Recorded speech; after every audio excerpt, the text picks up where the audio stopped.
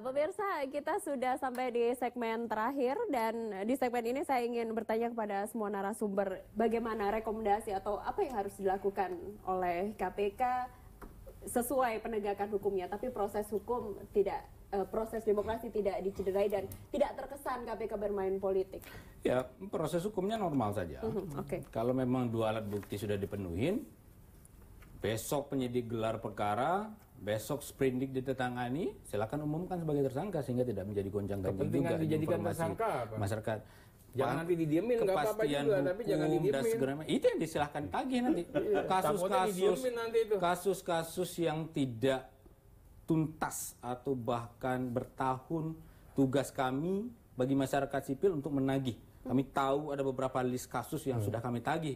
Jadi kalau dicermati setiap tahun ICW itu akan merilis tren korupsi. Tren korupsi itu akan terlihat berapa kasus korupsi yang diproses oleh penegak setiap tahunnya dan berapa kasus korupsi yang carry on yang belum selesai oleh penegak hukum. Dan kami akan selalu tiap tahun merilis hal-hal seperti itu.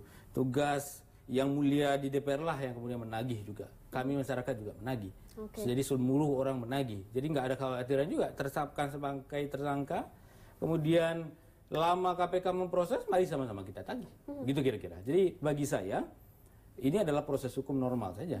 Kalau orang politik gelisah ya biasa. Karena orang politik memang berkepentingan di momen pilkada. Dan kita kawal bersama. Kita kawal bersama. Kalau pastikan KPU bekerja secara independen, saya senang sekali tadi Pak Pram menyampaikan bahwa KPU siap, KPU tidak ada masalah segala macam, itu kan senang. Berita bagus bagi kita. Baik. Kita juga mau mendengar Kapolri menyatakan kondisi keamanan kondusif, itu juga berita bagus. Bukan berita bagusnya ketika KPU menyatakan ini tidak aman, sehingga hal-hal lain perlu dilakukan, didorong. Justru itu adalah bagus menurut saya, berita aman. Dan saya mendengar hari ini, 1,5 jam kita berdiskusi, tidak ada statement dari Pak Pram menyatakan daerah yang 5 tersangka tersebut menjadi tidak kondusif belakangan ini. Menurut saya ini kondusif saja. Baik, terima kasih Bang Donald. Kesimpulan saya, proses hukum jalan biasa saja. Polri mau menahan dulu dengan pertimbangannya juga silahkan saja. KPK kalau memang punya alat bukti segera tetapkan tersangka kalau memang alat bukti. Semua proses hukum kan diuji. Kalau dia nggak setuju sebagai tersangka, pra peradilan kan bisa. Baik, terima kasih Pak Fikar, singkat saja. Iya, udah diborong Donald. Jadi saya ingin mengatakan begini, demokrasi itu selalu harus berdampingan dengan demokrasi. Demokrasi itu tanpa hukum dia akan menjadi anarki. Karena itu demokrasi juga mengedepankan supremasi hukum. Gitu. Nah, bukan akibatnya, konsekuensinya tidak hanya demokrasi yang dikawal oleh hukum, tapi penegakan hukum pun tetap harus jalan. Gitu. Artinya tidak harus ada yang saling mengebelangkakan gitu, karena semua masing-masing ada mekanismenya. Kalau orang keberatan kemudian ditetapkan ya seperti kata Donald, ada mekanisme pra peradilan, ada mekanisme gugat, atau bahkan ada mekanisme merubah normanya ke Mahkamah Konstitusi. Pada saat mau pemilu itu 2 bulan lagi ya, masih ada waktu ya. Masih ada waktu. Semua norma. Tolong dong ahli ini harus juga realistis. Semua harus jalan bersamaan. Ini konsekuensi dari kita mengakui sebagai kasih pencerahan ke publik secara cerahnya. Baik, Bang Terry, singkat saja. Pertama saya ingin sampaikan, yang dikatakan Pak Wiranto perlu untuk ditinjau, dipertimbangkan secara matang oleh teman-teman yang ada di KPK. Kalau perlu juga janganlah dipertontonkan ya pembangkangan. Jadi saya katakan kan pembangkangan itu. Mengatakan Wiranto ngomong begitu, bahasa lapangannya Wiranto intervensi. Kan kasihan Pak Wiranto juga. Kemudian yang kedua juga tolong pimpinan KPK ini lebih berdisiplin, berbuat, bersikap, bertutur kata. Ngomongnya jangan salah-salah lah atau salah disengaja, nanti kan kita juga punya pikiran yang macam-macam. Apalagi kemarin sampai-sampainya kepikiran mau buat perpu. Yang saya katakan ini ketua KPK ini gagal paham apa? Apakah ada hal ihwal dan kegentingan memaksa sebagaimana diatur pasal 22 konstitusi kita? Kan tidak. Paham tidak dia dengan undang-undang pilkada? Pilkada ini momentum yang mensyaratkan kesetaraan. Tersangka dibawa ke gedung KPK, menjalani proses hukum, waktunya tersita.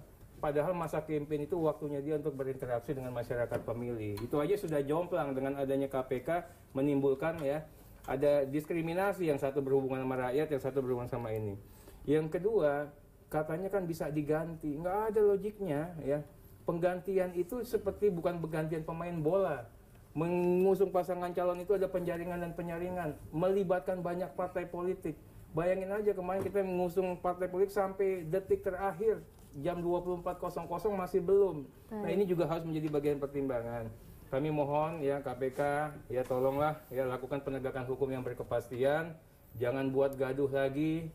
Kami ini sayang sama KPK, kita ingin juga jangan sampai KPK nanti masuk ke ranah politik praktis, ya dikesankan memenangkan salah satu pasangan calon, dan ini juga akan memperburuk citra KPK. Karena apa? Baik buruknya KPK itu kan baik buruknya Republik kita, baik buruknya DPR juga. Sehingga saya mohon KPK cermati itu, ini semua dilakukan dengan kajian yang sangat mendalam, penuh dengan alasan yuridis, sosiologis ya, maupun historical. Mudah-mudahan kita bisa lebih dewasa dan bijaksana dalam bersikap. Baik, terima kasih Bang Terry. Pak Pram, singkat saja dari KPU. Ya, saya sepakat dengan teman-teman tadi bahwa lembaga penegak hukum kita, baik kepolisian, kejaksaan maupun KPK ini tidak boleh menjadi alat kepentingan politik salah satu pihak. Harus bekerja profesional, tidak boleh diintervensi, tidak boleh ditekan, tidak boleh dipesan begitu ya. Jadi mereka harus betul-betul bekerja secara profesional, dan dalam konteks itu tentu kita berharap penyelenggaraan pilkada 2018 maupun 2019, pemilu 2019 itu juga bisa semakin menghasilkan kepala daerah yang terbaik buat rakyat di seluruh Indonesia. Baik, terima kasih seluruh narasumber saya pada malam hari Sama-sama. ini, dan kita sama-sama menantikan bagaimana proses hukum bisa berjalan tanpa mengganggu proses demokrasi dan semua berjalan fair, tidak merugikan pihak manapun. Ayu Wardani pamit. Inilah akhir dari Saling Silang malam hari ini. Sampai jumpa.